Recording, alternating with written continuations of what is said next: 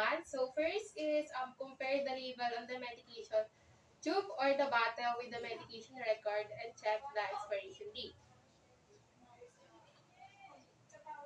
So I already checked the medication and the expiration date. And if necessary, calculate the medication dosage and introduce yourself and explain to the client what you are going to do. So, ma'am, I'm your nurse for today. I'm your nurse coordinator, Arman. So, ma'am, I will be performing for the ophthalmic installation, which is I will be putting medication to your eyes. So, later I will be performing that. So, next will be perform hand hygiene and observe for any appropriate infection control procedure. And provide for the client's privacy.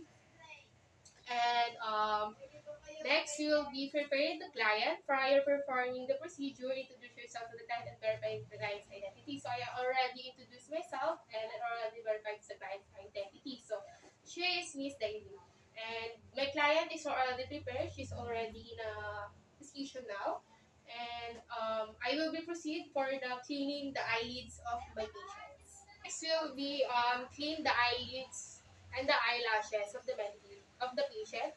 And now I will be applying clean gloves.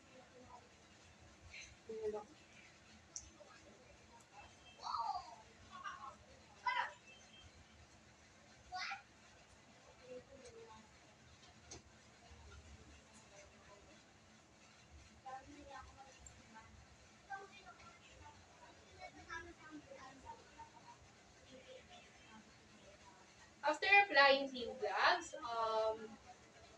use the sterile cotton balls or maintain with the sterile irrigation solution or sterile normal saline and will be the inner canthus to the outer canthus of the eye of the patient. So now I will be clean the eyelid and the eyelash using the towel and the warm water.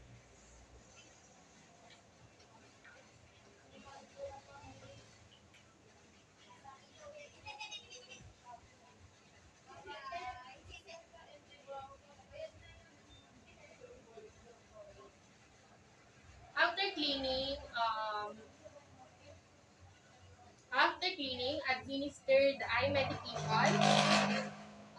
Check the ophthalmic preparation after cleaning the eyelids and the eyelash of the patient. So now I will be administer the eye medication.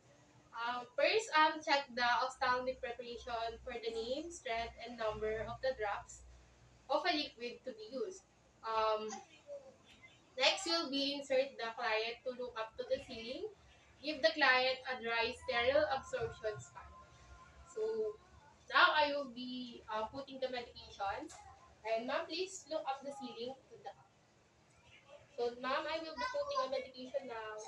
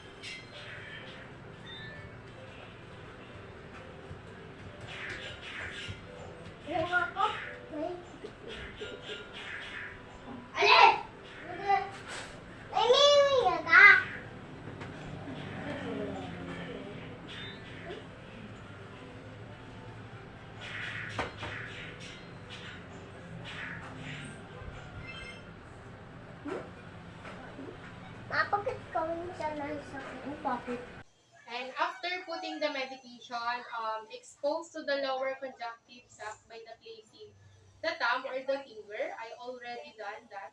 And hold the medication in a dominant hand and place hand on the client for head to stabilize the. After performing the procedure, remove your clean gloves,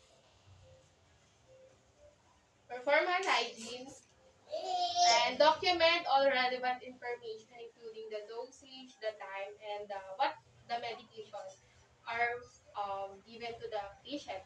And also, if there is some bleeding or what, document and um, see the effectiveness of medication that are provided.